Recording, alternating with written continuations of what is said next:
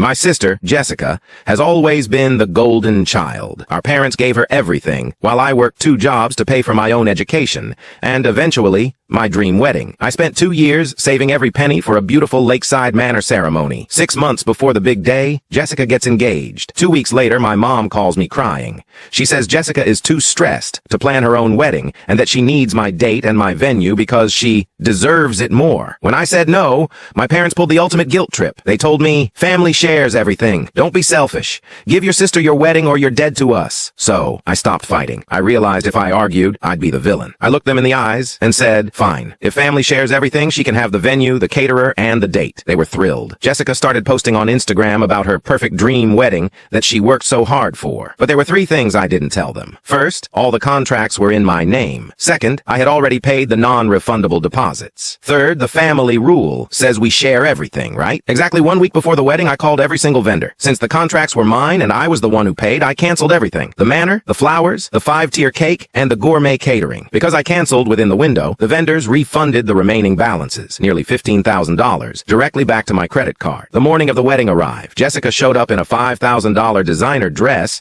my parents bought her expecting a fairy tale. Instead, she found a locked manor with a closed for maintenance sign on the gate. There was no food, no music, and no chairs. My phone exploded. My dad was screaming so loud, I had to hold the phone away from my ear. He demanded to know where the caterers were. I simply said, "Oh, I shared the venue with her just like you asked.